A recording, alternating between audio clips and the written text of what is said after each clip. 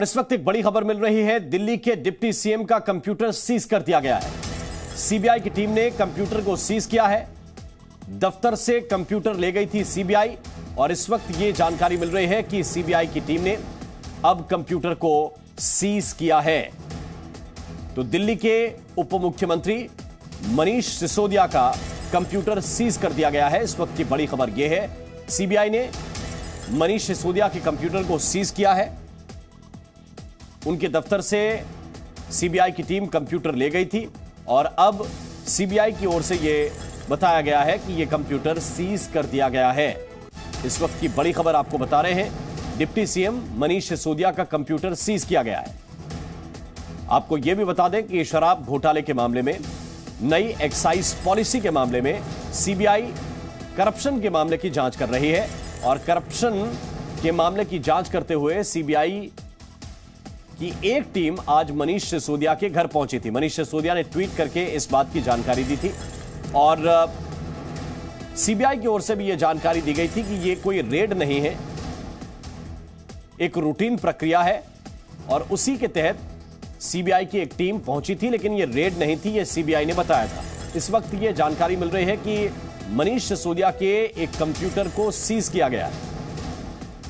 यह बड़ी खबर आपको बता रहे हैं। उनके दफ्तर से कंप्यूटर लेकर गई थी सीबीआई की टीम और उस कंप्यूटर को अब सीज किया गया है। इस वक्त की बड़ी खबर, यानी कि इस कंप्यूटर के डेटा की जांच सीबीआई करना चाहती है, उनका कंप्यूटर सीज कर दिया गया है। ज्यादा जानकारी के साथ जितेंद्र शर्मा इस वक्त हमारे साथ जुड़े हुए हैं। जितेंद्र, कंप्यूटर सीज करना, इसका क्या मतलब हुआ? देखिए राम, जब भी कोई एजेंसी अपनी इन्वेस्टिगेशन करती है तो उसमें जांच से जुड़े हुए जो डॉक्यूमेंट्स होते हैं, क्योंकि सीबीआई इस पूरे मामले की जो जांच कर रही है वो करप्शन को लेकर के कर रही है कि किस तरह से एक्साइज पॉलिसी को फ्रेम किया गया था, किन लोगों को फायदा पहुंचाया गया था और किन लोगों की इसमें इन्वॉल्वमेंट थी। इसी को लेकर के सीबीआई अपनी जांच कर रही है। 7 लोगों के खिलाफ चार्जशीट दाखिल की जा चुकी है, लेकिन अभी भी मनीष सिसोदिया के खिलाफ सीबीआई जांच कर रही है। और जो कंप्यूटर सीज किया गया है, इसका मतलब ये है कि कुछ ऐसे डॉक्यूमेंट जो हो सकता है कि उस कंप्यूटर के अंदर उनको ड्राफ्ट किया गया होगा और वहां से उसका प्रिंट आउट निकाला गया होगा। हो सकता है कि उसकी हार्ड डिस्क के अंदर कुछ इस तरह की चीजें हों जिसे बाद में डिलीट किया गया होगा। सीबीआई ने पाया कि जांच के लिए उस कंप्यूटर की जरूरत है जिसकी फोरेंसिक जांच की जानी है और यही वजह है कि आज सीबीआई की टीम मनीष सिसोदिया के दफ्तर पर गई थी और वहां पर जो उनका कंप्यूटर था उसे बकायदा नोटिस देकर के सीज किया गया है। और ये फोरेंसिक एविडेंस के लिए इस तरह के जो इलेक्ट्रॉनिक डिवाइसेस होते हैं उनकी जरूरत पड़ती है, ताकि उनका फोरेंसिक एनालिसिस करके उनसे जो भी अगर पास्ट में कोई इस तरह की कोई फाइल तैयार की गई है जिसे बाद में डिलीट किया गया है, उसे भी रिट्रीव किया जा सकता है। तो जांच से जुड़ी हुई ये प्रक्रिया है और अक्सर जब भी एजेंसीज को लगता है कि उन्हें किसी डॉक्यूमेंट की जरूरत है या उससे किसी जुड़े हुए दस्तावेज की जरूरत है या फिर कहीं पे उस डॉक्यूमेंट को तैयार किया गया है, तो उससे जुड़े हुए जो भी चीजें होती हैं उनकी जरूरत है। तो बाकायदा इसी तरीके से जैसे आज सीबीआई की टीम मनीष सिसोदिया के घर गई है, दफ्तर में गई थी, माफ कीजिएगा, और वहां जाकर के कंप्यूटर सीज किया है, तो इसी तरह से प्रक्रिया का इस्तेमाल करते हुए वो जाते हैं, बाकायदा नोटिस दे करके वो चीज को जो भी डिवाइसेस उन्हें चाहिए होती है, फाइल चाहिए होती है, उसे सीज करके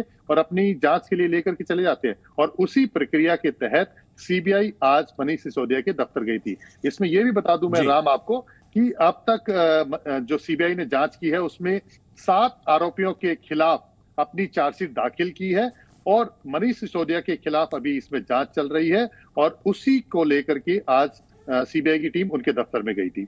बिल्कुल, और कहीं ना कहीं ये जो एविडेंस हैं जिनको सीबीआई रिट्रीव करने की कोशिश कर रही है, क्योंकि सामान्यतः लोगों की समझ यही कहती है कि अगर कोई करप्शन करता है तो सबसे पहले वो डेटा क्यों छोड़ेगा कंप्यूटर में, और इतना समय सीबीआई को क्यों लगा कि उन्हें ऐसा लगा कि नहीं, कंप्यूटर में भी डेटा हो सकता है, उसको रिट्रीव भी किया जा सकता है। ये सामान्य समझ का प्रश्न है जितेंद्र।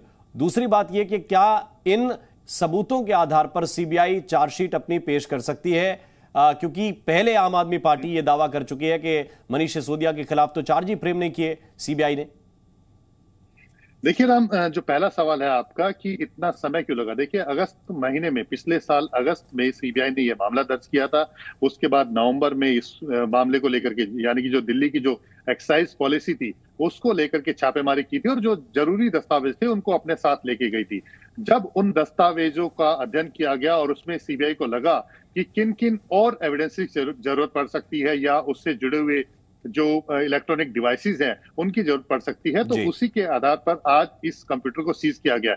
जहां तक इतनी देरी की अगर आप बात कर रहे हैं, तो जो फोरेंसिक एविडेंसेस होती है, फोरेंसिक एनालिसिस जो किया जाता है, तो उससे जो पास्ट डाटा होता है, यानी कि अगर कभी इसमें जो डॉक्यूमेंट तैयार किए गए होंगे और उसे डिलीट भी कर दिया गया होगा, तो ऐसे टूल्स हैं जो उसको रिट्रीव कर सकते हैं, बकायदा बता सकते हैं कि जो पेपर्स हैं या जो फाइल ड्राफ्ट की गई है, कंप्यूटर सीज हुआ है और सीबीआई इस पर अपनी आगे की जांच आगे बढ़ाएगी। बहुत बहुत शुक्रिया, बहुत बहुत धन्यवाद जितेंद्र आपका इस पूरे अपडेट के लिए, इस पूरी जानकारी को विस्तार से बताने के लिए।